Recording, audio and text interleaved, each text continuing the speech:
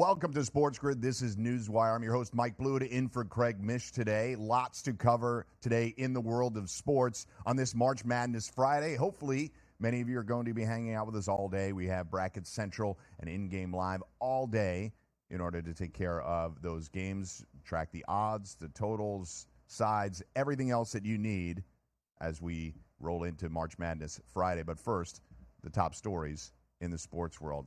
That Kansas City shooting during the parade, the Kansas City Chiefs celebration parade, has now resulted in a third arrest. Terry Young of Kansas City, Missouri, was also charged with unlawful use of a weapon, and he's jailed on $1 million bond, does not yet have an attorney, so a third suspect involved in the shooting in Kansas City. The biggest story, perhaps, in sports, despite the fact that we're in the midst of March Madness, is the Shohei Ohtani story. Representatives for Ohtani are asking to investigate theft. I think there's a lot of speculation regarding this story as to whether and how involved was Shohei Ohtani in all of these wagers, these illegal wagers. Obviously, an illegal bookmaking operation, wires being sent back and forth. It involves criminal activity as well as unethical activity regarding Major League Baseball. So the biggest baseball star in the world under serious investigation, not just him, but his representative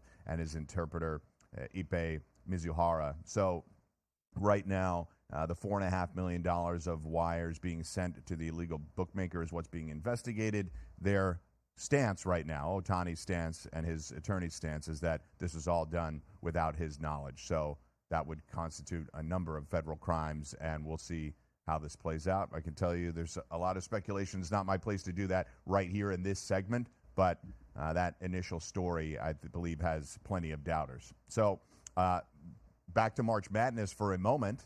For all of you out there that are playing along and think your bracket's doing great, well, it's probably not perfect. 0.00038% of the remaining brackets are perfect. So shout out to all of those that picked Oakland and a couple of the other upsets, but I had Samford. I was hoping that would get through on my bracket. They fell just short against Kansas, but Oakland, the biggest upset of the day. And for those of you that picked Oakland and all the other games with it, congratulations. There's very few of you left. I don't know that there'll be any left after today. Back staying with the tournament, Jermaine Cuisinart scores 40 points against his former team in the tournament win. He spent the first 4 years of his career at South Carolina before transferring to Oregon when Coach Frank Martin was relieved of his duties in 2022.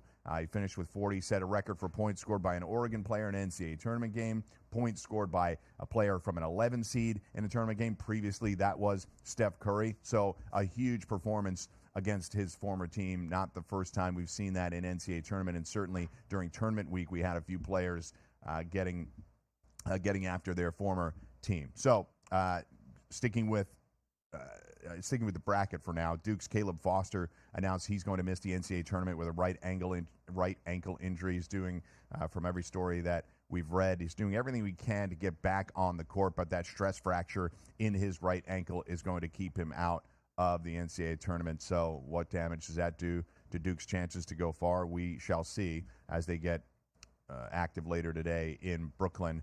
Tonight they will tip off right around 7:30. NFL leaving the tush push as a legal play for next season, popularized by the Philadelphia Eagles. NFL executive Troy Vincent said that there will not be any proposal presented this offseason to ban it for next season. The Eagles' fourth down conversion rate last season was 73%, the highest in the league. However, they did not attempt the most 4th and 1s in the league. That was the Detroit Lions, had significantly more than them. So I think their success is what put a spotlight on it. We'll see with the loss of Jason Kelce to retirement, if that continues to be as successful for the Eagles. They are, from a percentage standpoint, the most successful team. But keep in mind, there are other teams that fail miserably at it. My own Pittsburgh Steelers, I've watched them fail on that play a number of times. The hip drop tackle, yet another rule change that is being considered right now. It feels like this one is going to pass the league, the technique, that hip drop technique where you throw your hips into the legs of the player that you're trying to tackle. has resulted in an injury rate that is up to 25 times higher than on tackles when it is not employed. So this will call for a 15-yard penalty if a defender grabs the runner with both hands or wraps the runner with both arms and unweights himself by swiveling and dropping his hips and or lower body, landing on trapping the runner's legs at or below the knee. So I think it's got to be done with. It was talked about a lot in games this year. I understand defenders are constantly having to find a new way to try to bring the offensive players to the ground, but this one is going to be ruled out of the game, and I, for one, am happy about it. Moving over to some other illegal activity. This one in the NBA, an ex-Timberwolves employee gets supervised released after a burglary arrest. Samak Sarkar, 33 years of age, was released Thursday after an initial court hearing. It appears as if he was involved in allegedly stealing thousands of internal files, including strategic NBA information from a team executive. So Sachin Gupta, whom he allegedly stole information from, either directly or indirectly, including through social media, he can't contact the T-Wolves in any form or fashion. So we will keep that. There's a similar situation like this in baseball a few years ago involving scouting information. St. Louis Cardinals executive ended up going to prison for a short period of time and was obviously banned from baseball for life. So sticking with the NBA, they'll shut down Team G League Ignite after this season. Obviously, the changing landscape of NIL and the college game has allowed players to be able to monetize their basketball ability, their name, image, and likeness, something I'm very familiar with. And the G League Ignite plan, I think, was a really interesting one for players that wanted to forego college, but it is now likely more lucrative for them to just go straight to college and find NIL money, even if it's just for a year, than to try to play in the G League. So that will be shut down after this year. A couple of quick Mets stories. J.D. Martinez signs with the Mets, 1 year, $12 million deal. They're deferring payments, so just $4.5 million this year, and then $1.5 million all the way deferred per year from 2034 through 2038. Helps both sides with the deferred money. And the Mets, Kodai Senga, expected to begin throwing within 1 week. He will start the season on the IL, but this provides an opportunity for him to be cleared and maybe return to the rotation in May, so you won't see him for a month, but possibly better news than anticipated from some Mets fans. There's been obviously a lot of major injury news in baseball and other stories in baseball that have dominated more than us talking about odds and totals for this upcoming season. So the Mets, a couple of good stories there. For the rest of the show, we're going to have some guests on. Matt Lutovsky will be on with us. We'll have Joe Raineri talking about the games later today, and Jim Gazzale talking with us about some legal ongoings in the sports betting world in various states. When we come back, it's March Madness time.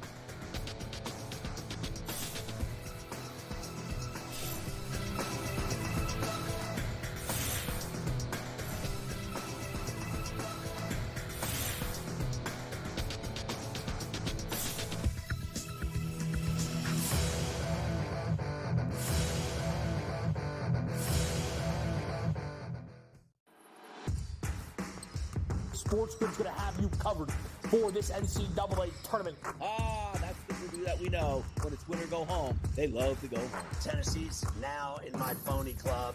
They should all get together and drink green tea. Furman's going to have a chance. That is a team I'm betting on right now. We are feeling this. You are feeling this at home. The excitement and the atmosphere only on SportsGrid.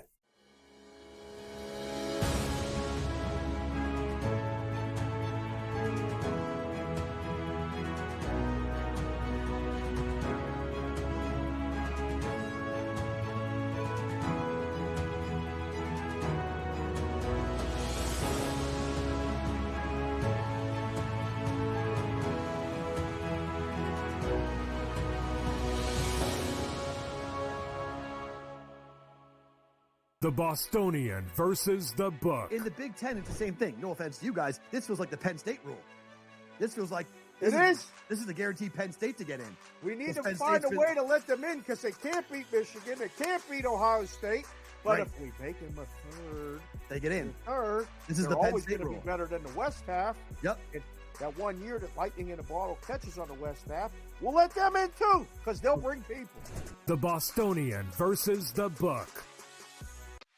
The NC State game on Saturday against North Carolina that stood out most to me, that they not only went on a 5-day heater like they did in '83 when Valvano took them another 6 games and they won the national championship. The committee didn't sit there at the beginning of the week and think that Oregon, New Mexico, NC State, Duquesne, they didn't sit there planning for all those teams to go and win. Pharrell Coast to Coast. Only on SportsGrid.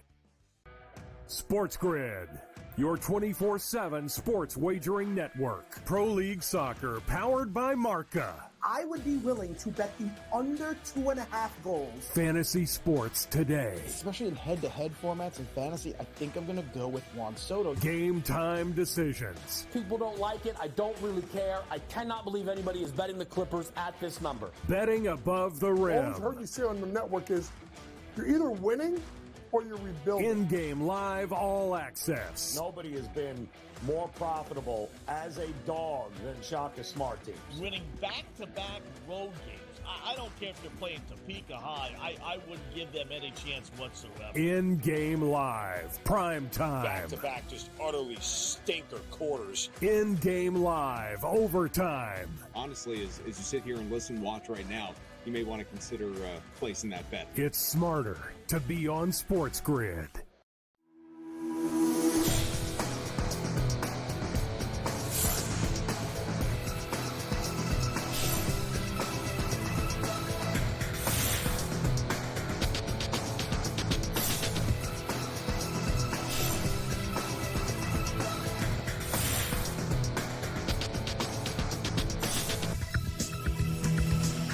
We are back on NewsWire. Again, Mike Blewett in for Craig Mish, joined by Matt Lutovsky, talking a little bit about the tournament from yesterday. We'll take a look ahead to the Saturday games if we have a little bit of time. But, Matt, obviously huge storylines yesterday, leading with Oakland's upset of Kentucky.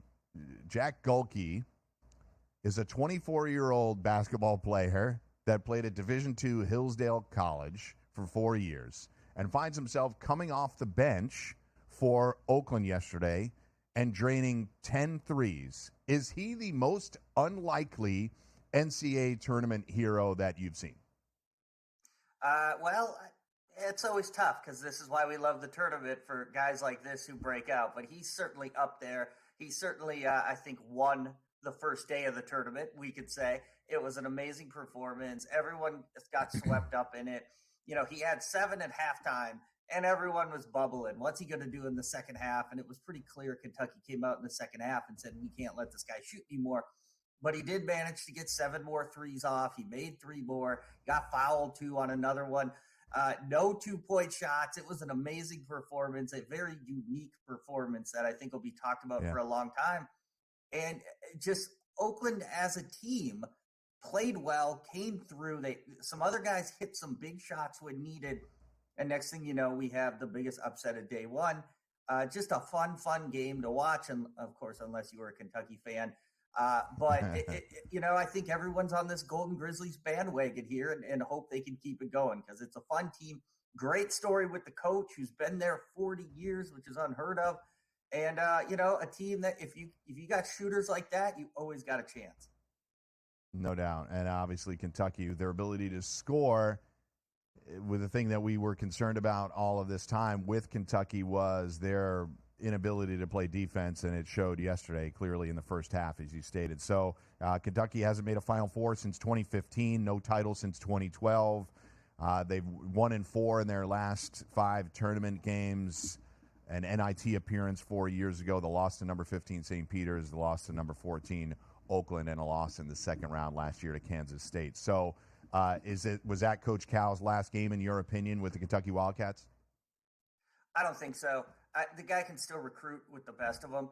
And so now you just have to sort of, get the product on the floor to match, specifically in these big games.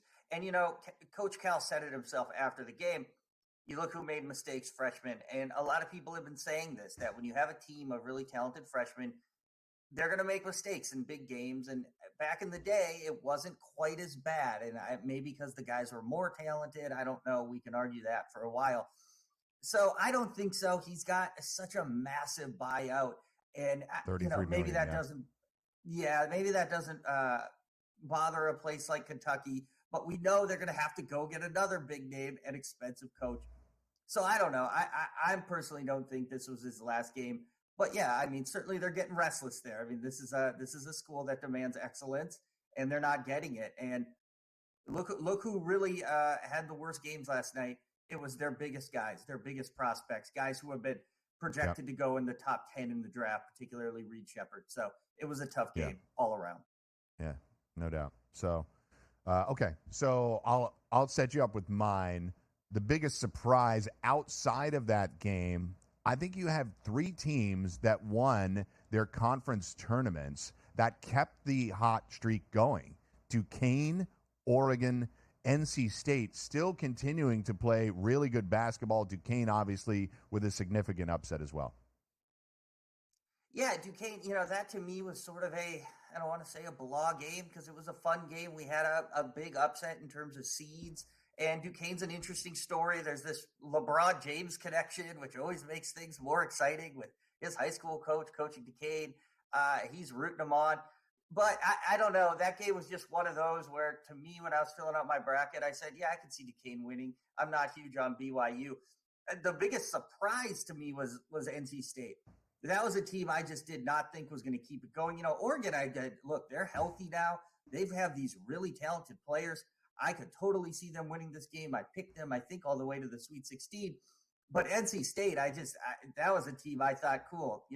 They peaked. They peaked in the ACC tournament. It was a fun story. The big man was riling up the crowd. Great. But now it's going to get real after we've had, 4 days off. They just kept it rolling. I mean, DJ Burns Jr., the crowd was just cheering when he touched the ball. You don't see that very often. Everyone loved him. Everyone was behind that team. Texas Tech was a very popular sleeper pick to go far in the tournament, and NC State just went out and handled business and rolled them. So this is, to me, I was very surprised by that, by how well they played, and they really look like a team that can keep it going. And it's a matchup nightmare when that big man gets the ball, and if they're not calling fouls down low and those bodies are bagging, good luck. He's getting to the rim. Yeah, Burns with 17 points yesterday. To Matt's point, he fires up the crowd. He's obviously the heartbeat of their team. 6'9", 275. He's a monster down low. And look, I watched him run through the ACC tournament, and they kept it going. Texas Tech didn't really have a lot of depth, and I think that hurt them in that game. So I'll whip around to a couple other games. I would say one of the shockers of the tournament, which probably got a little overlooked because of Kentucky losing to Oakland and Duquesne obviously hoisting or pulling off the upset, I should say, was Dayton's win over Nevada. Nevada had a 17-point lead with 7:36 to go, 56-39, and the game finishes 63-60. So they scored 4 points in the last 7:36 and blow a 17-point lead. A big win for Dayton and the A-10, who had 2 victories yesterday with Duquesne and Dayton, but a devastating loss for Nevada. And the Mountain West has now lost 3 teams already heading into Friday. Yeah, and that was one of those games, I think, like you said, it got lost in the shuffle. Just 2 teams that aren't exactly marquee, and it happened at that time slot where this is the everyone right. Dinner time on the East Coast, right? Right. Yeah, it's the perfect time slot, the perfect teams for people to not really notice. But it really was a remarkable ending to that game, and the way they came back. And that's always impressive that a team has that in them to come back. And that I think momentum is going to ride them into the second round. I think, I don't think that was a particularly well played game. I didn't see much in that game that made me think, oh, wow, Dayton, boy, they're good. It felt more like a little bit of a collapse by the other team, by Nevada. But at the same time, when you win a game like that, I mean, you think you can do anything. You think you can come back at any point. And so I'll be very interested to see how they ride that momentum into the next round. But that was certainly a fun game and a fun ending, for those who actually. Right. We obviously had some tough performances where Colorado State scoring 11 points in the first half. You had Michigan State going wire to wire. Drake and Washington State played a pretty solid game. I'll admit I haven't watched much Wazoo basketball, but a nice win for them to move on to the second round. And then we had a late night thriller. Samford and Kansas went at it. For those bettors out there that took Samford on the money line, you were this close. I had them at plus 8.5, but Kansas clearly, Samford is a really good team that I think people just didn't get a chance to watch this season. I'm not surprised they almost pulled off the upset, but I wonder how you feel about Kansas coming out of that game. We know they're not going to have McCullough for the tournament, so how do you feel about Kansas moving forward? Not great. I mean, they just put that press on them and they couldn't break it. And Yeah. You talk about this close. If that ref doesn't blow that whistle on that clean block, who knows what we're seeing? Because that was a clean block. And I think everyone could see it on the replay. So that was very unfortunate for Samford. I still think Kansas would have won, but tough one. But I don't feel great. They couldn't break that press. A lot of trouble down the stretch. And I'd be worried about them going forward. Yeah, I guess the only upside, Dickinson did look pretty good in his return from injury, but Kansas, I think, is really at risk as we move forward. Matt, great to talk to you. I could do it for another 2 hours. We got to hit a break. Great stuff, and we'll talk to you again soon. We'll be right back on NewsWire after this.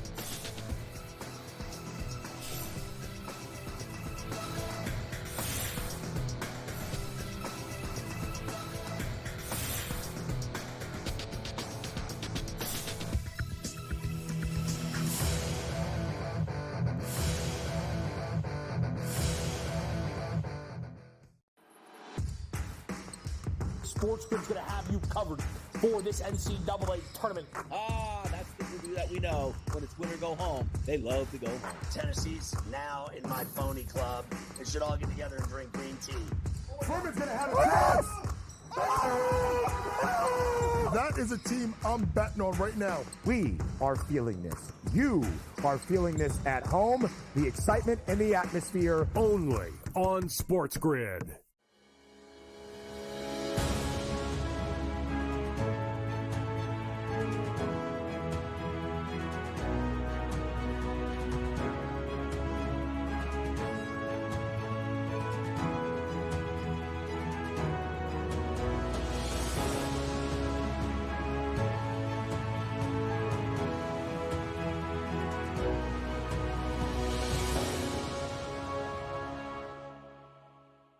The Bostonian versus the Book. In the Big Ten, it's the same thing. No offense to you guys. This feels like the Penn State rule. This feels like This is the guaranteed Penn State to get in. We need to find a way to let them in because they can't beat Michigan. They can't beat Ohio State. But if we make them a third, they get in. Third, this is they're the Penn always State going to rule. be better than the West half. Yep. And that 1 year that Lightning in a Bottle catches on the West half, we'll let them in too because they'll bring people. The Bostonian versus the Book. The NC State game on Saturday against North Carolina that stood out most to me, that they not only went on a 5-day heater like they did in '83 when Galvano took them another 6 games and they won the national championship. The committee didn't sit there at the beginning of the week and think that Oregon, New Mexico, NC State, Duquesne, they didn't sit there planning for all those teams to go and win. Pharrell Coast to Coast. Only on SportsGrid. SportsGrid, your 24/7 sports wagering network. Pro League Soccer, powered by Marca. I would be willing to bet the under 2.5 goals. Fantasy sports today. Especially in head-to-head formats in fantasy, I think I'm going to go with Juan Soto. Game time decisions. People don't like it. I don't really care. I cannot believe anybody is betting the Clippers at this number. Betting above the All rim. I've heard you say on the network is you're either winning or you're rebuilding. In-game live all access. Nobody has been more profitable as a dog than Shaka Smart teams. Winning back-to-back road games. I don't care if you're playing Topeka High. I wouldn't give them any chance whatsoever. In-game live. Prime time. Back-to-back just utterly stinker quarters. In-game live. Overtime. Honestly, as you sit here and watch right now, you may want to consider placing that bet. It's smarter to be on SportsGrid.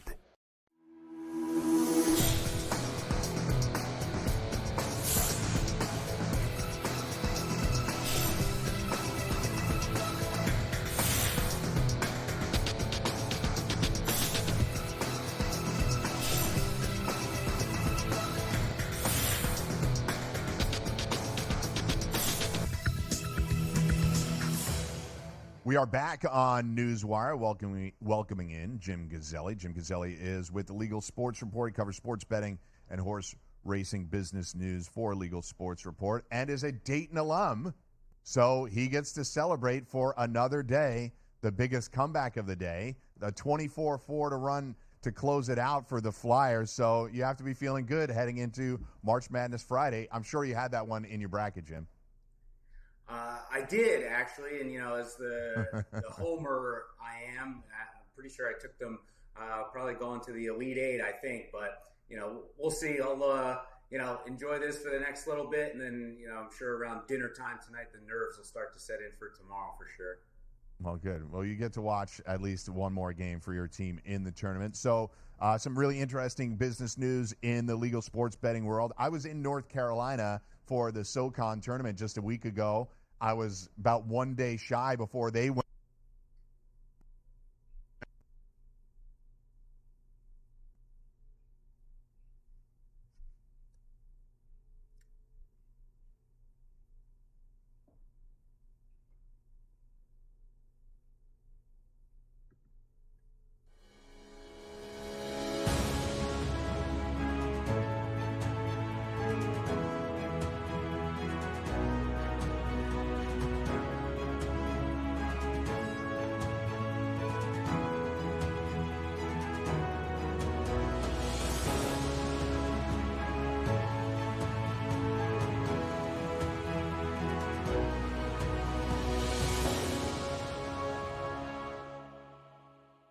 The Bostonian versus the book. In the Big Ten, it's the same thing. No offense to you guys. This feels like the Penn State rule.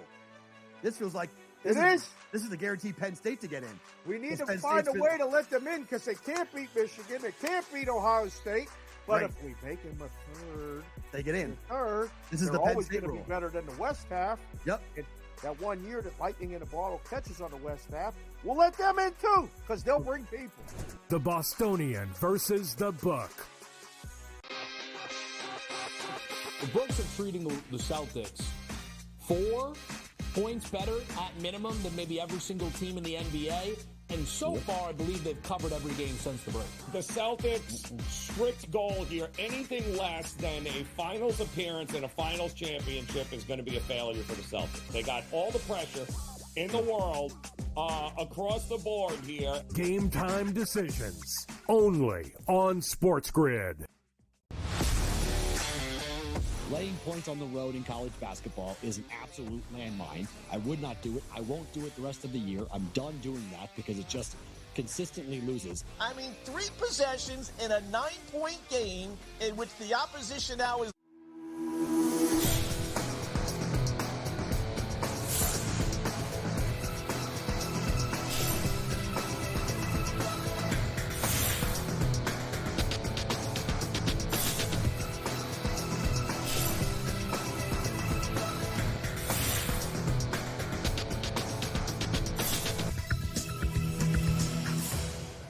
All right, we're back on NewsWire. Jim, I was setting you up before that the sports betting, Pennsylvania sports betting apps saw a 13% increase in a year in which the Eagles didn't play far into the postseason, and they were in the Super Bowl last year. So a good sign for them as that trajectory continues to show upward movement.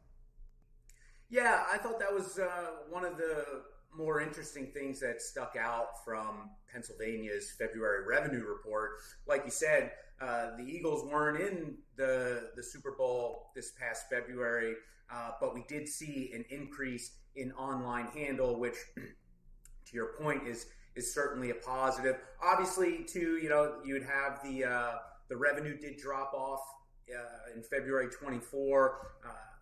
The sports books made out quite well in February of 23 with the Eagles, all those bets on the Eagles and the Eagles not winning the Super Bowl against the Chiefs. So the other interesting note that I found in the Pennsylvania report from February was ESPN Bet. I feel like this has been probably the more interesting thing to kind of track in the states where ESPN Bet is live since mid-November. And they had 8% of online handle in Pennsylvania for February, which is one of their larger shares in any of the markets that they're available. So I thought that also stuck out to me. Just to kind of put that into a little bit of context, FanDuel, 44% of the market with nearly $275 million in online wagers. And Caesars, they ended up losing money in February in Pennsylvania, $272,000 in the hole. The bettors getting the best of Caesars in Pennsylvania in February. So yeah, ESPN Bet, I think you and I and folks like us are going to continue to talk about their success in the marketplace. So a good sign for them in Pennsylvania. FanDuel still dominant, but I think this is just a gradual grab of market share, right? It's not going to happen overnight. It's a full-on press of marketing expenditure and marketing assets that are going to be coming at sports bettors in a variety of different states, including Michigan. So ESPN Bet saw its Michigan sports betting handle share drop to 7.6% in February. It's the lowest market share for the app since launching in mid-November. I think part of that probably is a lot of football bettors maybe cashing out after the year or perhaps going dormant outside of football season. But again, ESPN Bet will continue to track them from state to state. Yeah, Michigan is a little bit of a reverse of what we've seen in some other markets where ESPN Bet's been fairly steady, even inching out an extra percent here and there. In Michigan, they're on a little bit of a downswing. When they opened up in mid-November, they had 8.8% of the online market there. December, 9.5%. January, 9%. And like you said, February, 7.6%. And I went back and looked, and obviously when they came online in mid-November, the promos were just flowing left and right. They're giving out millions and millions of dollars. And Penn Entertainment, which the parent company of ESPN Bet, their CEO Jay Snowden even said that he was pleasantly surprised at how active people were with downloading the app and taking advantage of those promos. So in Michigan and in just about every other market where ESPN Bet is live, we've seen those promo dollars drop off significantly. In February in Michigan, it was less than $1 million that they gave out in free play. Again, much like Pennsylvania, FanDuel tops in the market in Michigan, 38% of the market there. DraftKings with 27% of the online market. Total handle, $402.6 million and $30.5 million in revenue for Michigan sportsbooks.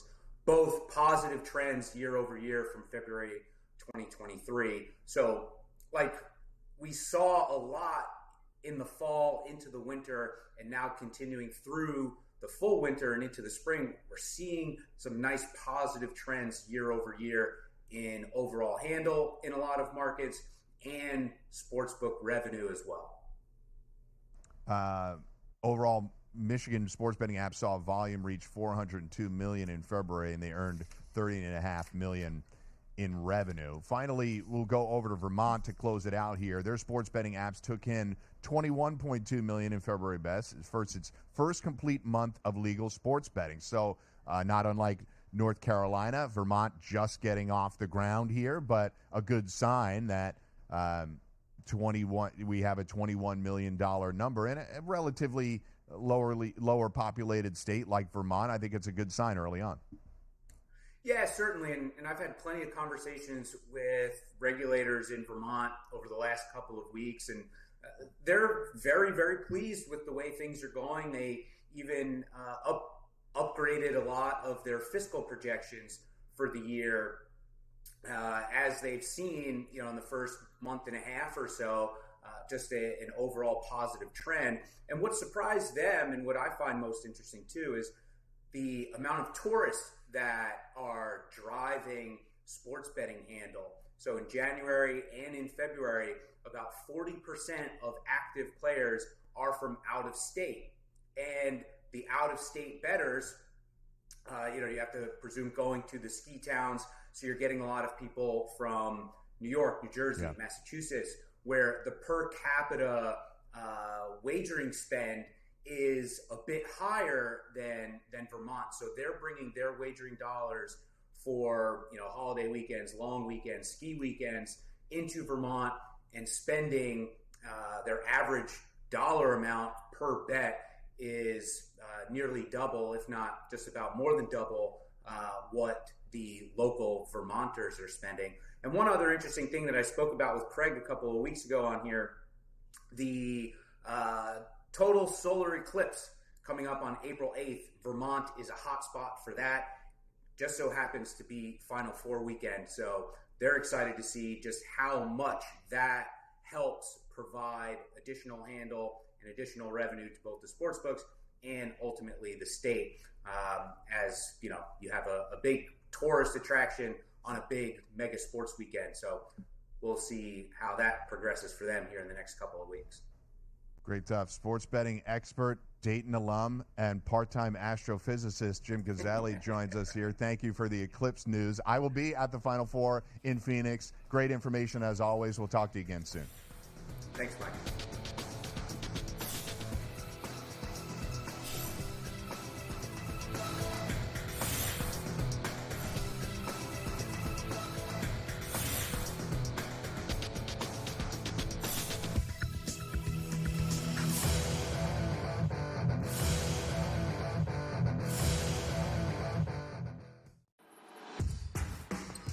SportsGrid's going to have you covered for this NCAA tournament. That's the review that we know. When it's win or go home, they love to go home. Tennessee's now in my phony club. They should all get together and drink green tea. Furman's going to have a chance. That is a team I'm betting on right now. We are feeling this. You are feeling this at home. The excitement and the atmosphere. Only on SportsGrid.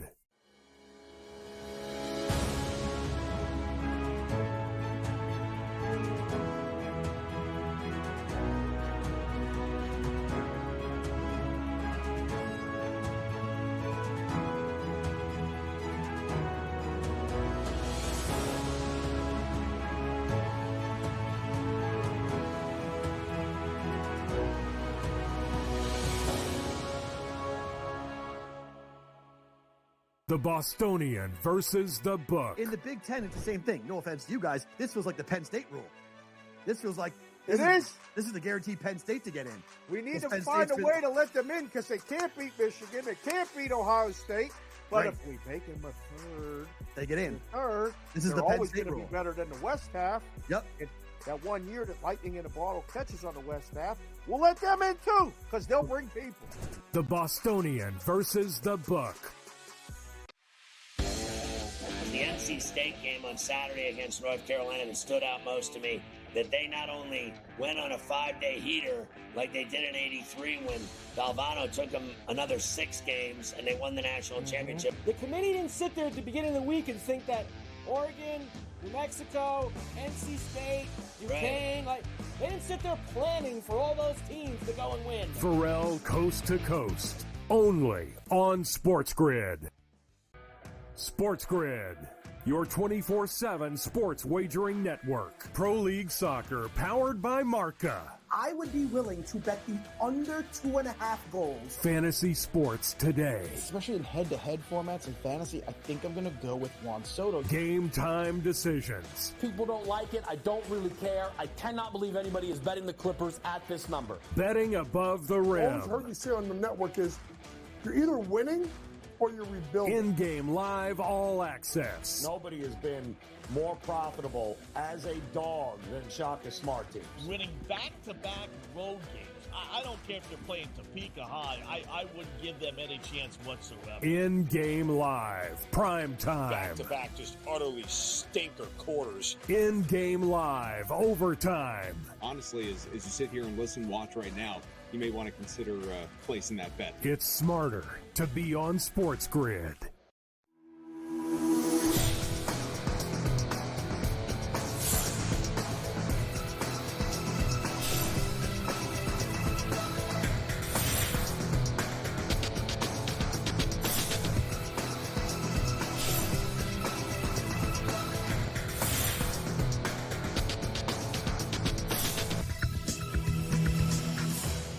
And we are back. Big segment here with my buddy Joe Raineri. Right back where we were just a couple of months ago during the NFL season. Joe and I get to chop it up, but this time it's about basketball. Good to see you, buddy. How are you?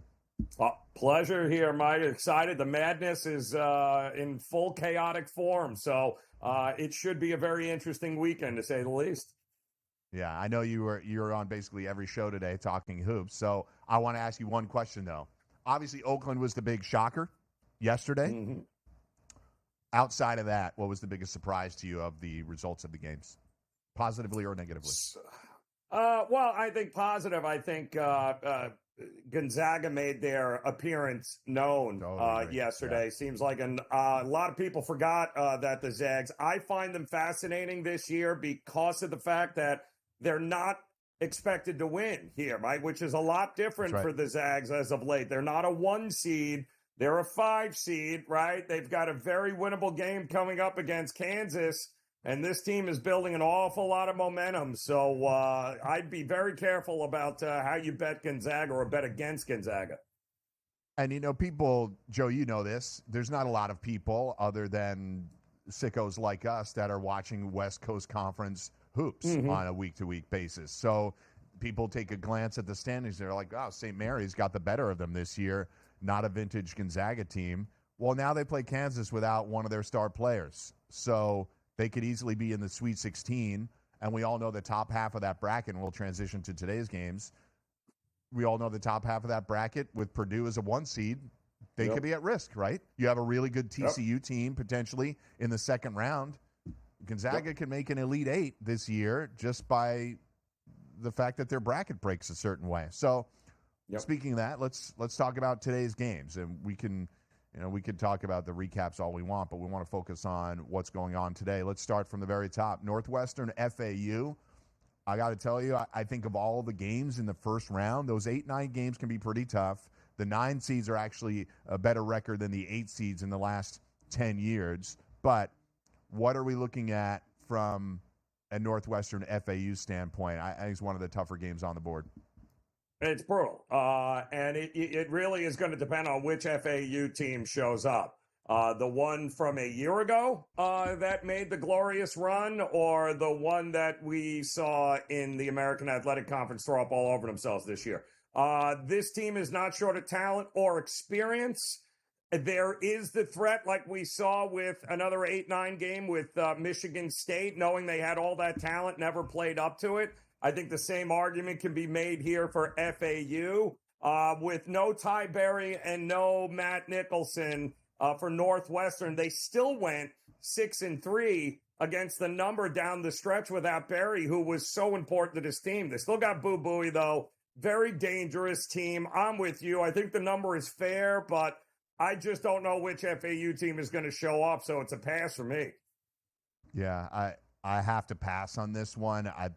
If you want to get involved live, I would suggest to anybody that if Northwestern gets down and you're getting a good number like an 8 or a 9, then I can jump in on Northwestern because I do expect a tight game here. So you want to play for middles and play with the runs of this game, be my guest. But jumping in early is not something that I'm going to do. I'll wait for a larger spread, perhaps Northwestern catching 9 points or something along those lines. UAB San Diego State, I actually do think UAB is live. We saw yesterday several teams that won these conference tournaments, Joe, remained hot. Oregon, NC State, Duquesne, and UAB could be one of those teams. San Diego State obviously got to the finals last year, not the same level of team, but what are your expectations for the Aztecs in this tournament today?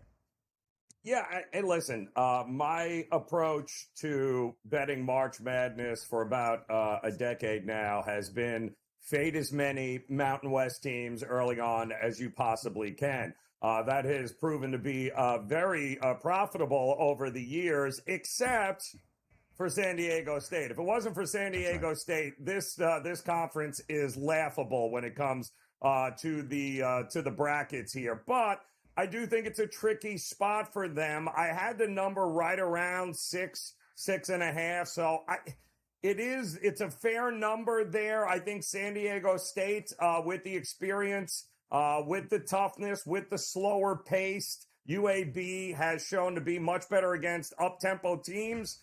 Would I be shocked if Coach Kennedy and UAB end up winning this game? Absolutely not, but I learned a long time ago, I'll pass on Mountain West teams where I think they actually have a shot.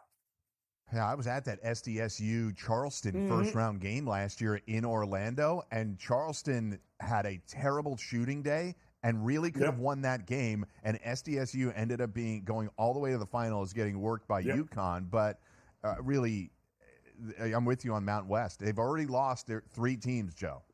So they need to do something today. I'm inclined to take the points here with UAB, but keep in mind SDSU can choke teams out defensively as well. They love the rock fight, and you should expect that again today. Western Kentucky, Marquette. Marquette is the biggest wild card in the entire bracket for me because we don't know what they're going to look like with Tyler Kolek back in the lineup. He's got an oblique injury that may or may not be fully healed. He implies it's not fully healed, but he's just going to be a gamer. And if they're fully healthy, they can easily get to the Final Four, Joe. It's not easy to get there, but they're talented enough. So do you like Marquette to come out guns blazing today? Yeah, so listen, Marquette this year, interesting, right? 0-3 against the number against UConn, 20-10-1 against the number against everybody else. They have Shaka Smart and this Marquette team over the last couple of seasons been better against lesser teams, right? They tend to beat up the lesser teams. 11-2 against the number, Mike, when they are favored after a loss in the last 2 seasons. We know, of course, it didn't end in the Big East tournament the way they wanted it to here, but Shaka Smart teams, whether Kolek's in there or not, whether he's 100% or not, these are the kinds of games and the spots where you want to back Marquette. I'm not excited about laying 15, but I see why the market is where it's at, and I wouldn't be shocked if they win by 20. And keep in mind, those two of those UConn games, Kolek didn't play, the Big East tournament final and the one in early March. So, all right, we'll whip around the board as much as we can here in the next 7 minutes. New Mexico, Clemson is another one where, you know, we have the lower seed is the underdog here. Clemson got blown out by Boston College, which I didn't even think was a possibility, and I went to BC. So that was the last time we saw them. It was a terrible performance, and New Mexico is just a trendy pick in this tournament. What do you have here? Which is, and again, they belong to what conference? Oh, yeah, the Mountain West. So I will absolutely not be anywhere near. I do think Clemson, this is a buy low spot on Clemson. They have had a couple of terrible losses this year, Mike, which kind of skewed the perception of this team. But P.J. Hall is legit, and he is a guy that can absolutely take over a game. I will take an ACC team over a Mountain West team anytime. Don't forget, this Clemson team went to North Carolina, should have won against Duke there in Duke if it wasn't for the refs getting involved or not getting involved late in that game. So I think Clemson absolutely a live dog here today. All right, I'm going to bounce around a little bit here. I'll take the Brooklyn games. James Madison, let's go Duke first. Duke laying 12.5 to Vermont. This is the type of game. Now, Duke got bad news, obviously. They're going to be without one of their guards for the remainder of the tournament. But this does not feel like a Vermont team that could pull off the upset. And Duke should be able to take care of business tonight in Brooklyn. It will feel like a home game. There are many, many Duke fans in the New York area.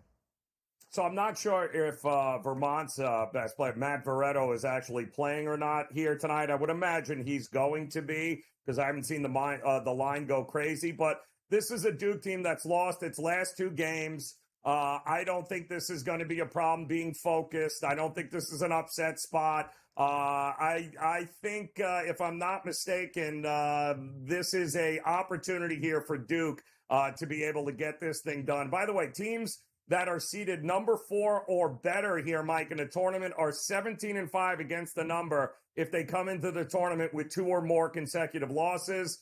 That fits Duke. I think they roll here. Yeah, get right spot for the Dukies. James Madison will take on Wisconsin. James Madison, alma mater of my wife. She knows zero about basketball, but knows that they are playing tonight. What do you think of JMU? Another trendy 12-5 here. I think Big Ten teams like Wisconsin are brutal to bet on a week-in, week-out basis. I think JMU is the type of team that can give them a game, so I'm liable to take the points here. Yeah, well, I might need a place to live here, Mike, because I took out a second mortgage and put it on Wisconsin. And I'll tell you why. To me, it's class of fighters. When you look at the strength of schedule here with Wisconsin and who they have played, they've got the number 3 toughest schedule in the country. James Madison has played only 3 games with teams in the top 100, and they lost 2 of them. 2 to App State, who was number 90. I think there's way too much excitement. Another one of these trendy dogs for JMU, when the reality is the Badgers have shown up and they have shown out and playing their best basketball down the stretch. Just ask Illinois. I think the Big Ten, and especially Wisconsin, this version of it is the best offensive team we have seen for Greg Gard in a long, long time here. I think the Dukes come back down to reality, and they understand the difference between Sun Belt and Big Ten basketball. Okay, a couple minutes left here. Charleston and Alabama, the highest total on the board so far this tournament. We're up at 173.5. Both teams run. What can I say? When both teams run like that, I'm going to take the points. I want to take the over just for fun, but it's the biggest number on the board. What do you think? Yeah, Ryan Griffin, I think, still less than 100% there. But the reality is, Mike, I'm with you here. Alabama, an elite offense, terrible defense, which usually is okay against lesser teams. But the problem is they're looking in the mirror. Charleston is exactly the same thing. I took the first half over. I'm looking for a spot to jump in on Alabama at a better number, which wouldn't shock me. But, yeah, they are live, Charleston, here, because we know the great defense Alabama plays. A lot of 9-8 games, Joe, can be pretty perplexing and head-scratching, like we talked about FAU. I do not feel that way with TCU and Utah State. I think this is a pretty easy one for me with TCU. I'll lay that 3.5. You're fading Mountain West teams. Do you fade Utah State here as well? Exactly it, man. Utah State, to me, is the most overrated and the worst of the at-large teams to actually make this tournament. 27-6. Don't be fooled. They went 9-0 in games decided by 5 points or less, and this is another situation. They're number 303 against as a 2-point defense. Yeah, okay. You know what TCU is top 50 in? 2 points offensively. They're going to dominate the paint. They're going to push them around. I think Utah State, this one was easy for me as well, Mike. TCU all day long. All right, great stuff from Joe Raineri. As always, he'll be around all weekend on Bracket Central in-game live, tracking these games. Great stuff as always, buddy. Good luck today. I know you got. I hope that Wisconsin bets come through just for you. My wife doesn't care about her alma mater, so I wish you the best of luck. Outstanding, Mike.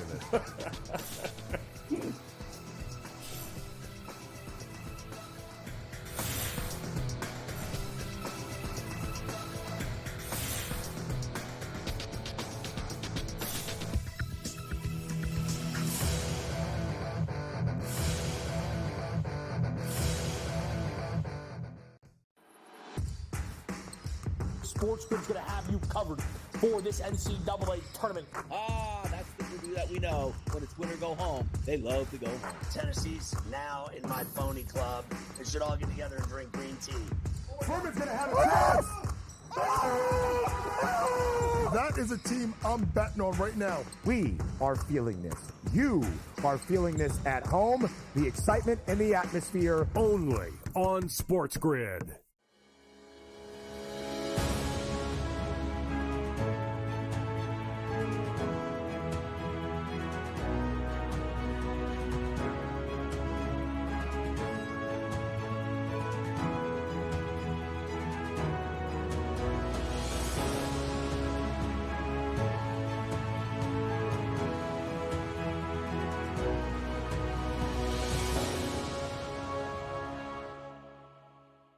The Bostonian versus the Book. In the Big Ten, it's the same thing. No offense to you guys. This feels like the Penn State rule. This feels like this is the guaranteed Penn State to get in. We need to find a way to let them in because they can't beat Michigan. They can't beat Ohio State. But if we make them a third, they get in. Third, this is they're the Penn always State going to rule. be better than the West half. Yep. That 1 year that Lightning in a Bottle catches on the West half, we'll let them in too, because they'll bring people. The Bostonian versus the Book. The NC State game on Saturday against North Carolina that stood out most to me, that they not only went on a 5-day heater like they did in '83 when Galvano took them another 6 games and they won the national championship. The committee didn't sit there at the beginning of the week and think that Oregon, New Mexico, NC State, Duquesne, they didn't sit there planning for all those teams to go and win. Pharrell Coast to Coast, only on SportsGrid. SportsGrid, your 24/7 sports wagering network. Pro League Soccer, powered by Marca.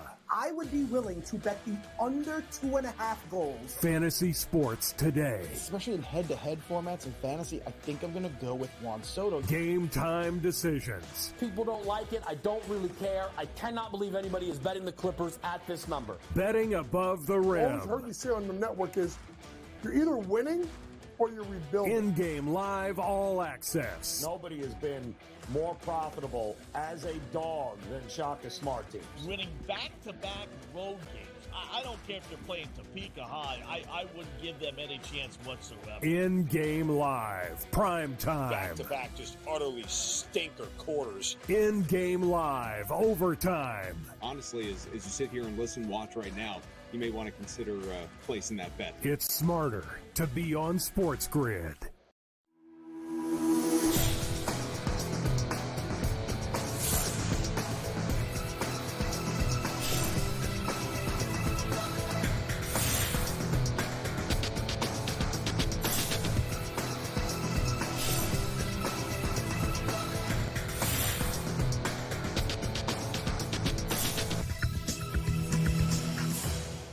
Thanks for watching today. I'm in for Craig Mish here on NewsWire. Great show as always, and thanks to our guests, Joe Raineri, my buddy, my partner in crime, all throughout the football season. We had Jim Gazzale and we had Matt Lutovsky really going over a lot of basketball today. That's what this is all about. The March Madness captivates the entire country, and I'm known, if I'm known at all, I'm known mainly for talking about football and the NFL, but I will tell you, this is my absolute favorite time of the year. These 4 days, you don't get stories like Oakland over Kentucky anywhere. You have a 24-year-old guy that played Division II basketball coming off the bench and hitting 10 threes in the face of Kentucky Wildcats all night. Just an incredible story, and it's why people love this tournament in the manner that they do. We love it here, and we're going to spend all day talking about it. So coming up after this show ends in the next minute, it'll be myself, Ben Stevens, and Coach Young talking about all of the games that are live for the day. It's Bracket Central in-game live on SportsGrid all afternoon from 12 to 3. It'll go into coast to coast, and we'll keep covering those games live all throughout the day. Clearly, we've got you covered with other sports, but our focus today is the NCAA Tournament and all of the games that will happen. Yet another 16 games today. Excited to bring you all of that action against sides, totals, props, and anything else. We'll project forward, look at some games that are maybe happening tomorrow as well. But thank you today for my staff behind me, Michael Cohen, John Shames, and Luke helping us out. We've got a whole crew helping us out today with me, Ben, and Coach Young. They'll take the first segment as I run from studio over to our new setup live on the roof deck. It's going to be fantastic. Start tipping it off with FAU and Northwestern. I actually think it's the hardest game of the day, so I don't have any hot takes for you. I love TCU. That's my favorite bet of the day, today, my favorite game of the day. That one's a little bit later. That's like 10 hours from now. We'll be back after this on the grid.